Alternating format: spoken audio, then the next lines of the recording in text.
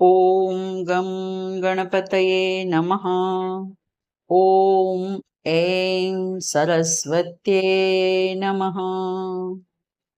નારદ ભક્તિ સૂત્ર, જેમાં આપણે કસ્તરતી માયા એટલે માયાને કોણ તરી શકે છે એ વિષયની ચર્ચા કરતા આપણે જોયું કે જે એકાંત સેવન કરે છે, લૌકિક બંધનોથી મુક્ત થાય છે અને જે યોગક્ષેમનો પણ ત્યાગ કરે છે એવો સાધક, તો આપણા મનમાં તુરંત પ્રશ્ન ઉઠે કે શું ભક્ત કર્મ કરતો જ નથી?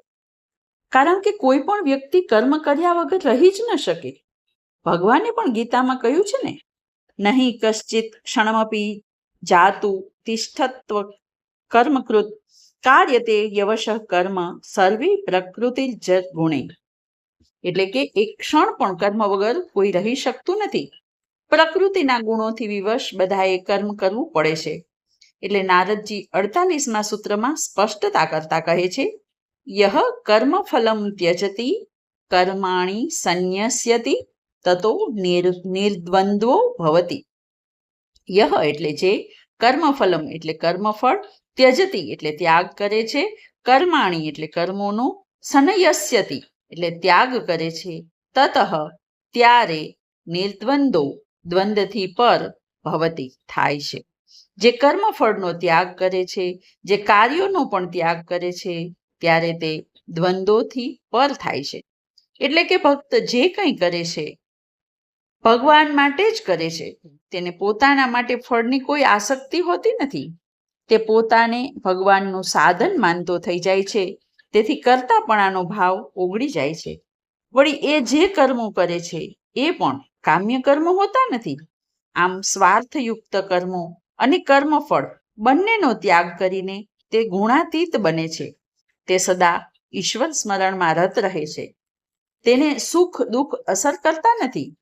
તે મનની સમતા પ્રાપ્ત કરે છે. હવે 49મા સૂત્રમાં નારદજી કહે છે, યો વેદાન અપી સંન્યસ્યતિ કેવલમ વિચ્છિન્નાનુરાગ લભતે.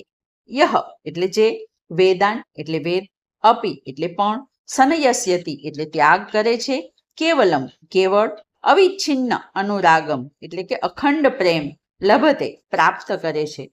એટલે કે જે વેદોનો પણ ત્યાગ કરે છે અને જે અખંડ અસીમ પ્રેમ પ્રાપ્ત કરે છે. અહીં વેદનો અર્થ છે ક્રિયાકાંડ.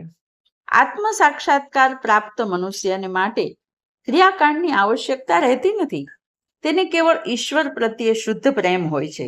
તેના લૌકિક કાર્યો છૂટી જાય છે અને તે વિધિ નિષેધથી પર બની જાય છે. તેથી જ ભગવાન ગીતામાં કહે છે, યદા યમનુગૃહ્યાતિ ભગવાન પુરુષઃ પર સ ત્યજેત મતિમ લોકે વેદે ચ પરિતિષ્ઠતામ. જ્યારે ભગવાનનું ચિંતન કરતા કરતા ભગવાનનો અનુગ્રહ હૃદયમાં પ્રગટ થાય છે, ત્યારે ભક્ત લોકાચાર અને વૈદિક આચારમાં અત્યંત નિષ્ઠા રાખનારી બુદ્ધિનો ત્યાગ કરે છે.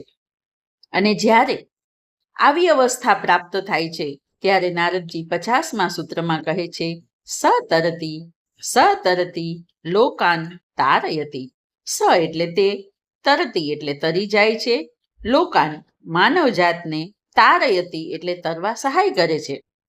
એટલે કે તે તરી જાય છે, તે માનવજાતને તારી દે છે.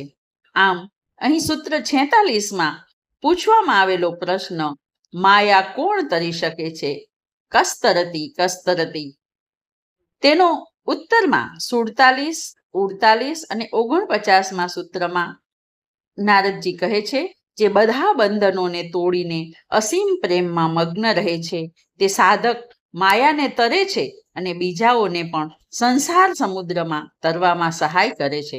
તેથી જ ગીતામાં કહ્યું છે ને, યે તુ સર્વાણી કર્માણી મયી સંન્યસ્ય મત્પરા અનન્યેનૈવ યોગેન મા ધ્યાયંત ઉપાસતે તેષાં મહં સમુદ્ધર્તા મૃત્યુ સંસાર સાગરાત ભવામી ન ચિરાત પાર્થ મય્યાવેશિત ચેતસામ. મારા પરાયણ ભક્ત સંપૂર્ણ કર્મો મને અર્પણ કરી મારા સગુણ રૂપનું તેલ ધારાવત નિરંતર ચિંતન કરે છે. એવા મારામાં ચિત્ત લગાવનાર પ્રેમી ભક્તોને હે અર્જુન, હું શીઘ્ર આ મૃત્યુરૂપ સંસાર સમુદ્રમાંથી ઉદ્ધાર કરું છું. હરિ ઓમ તત્સત.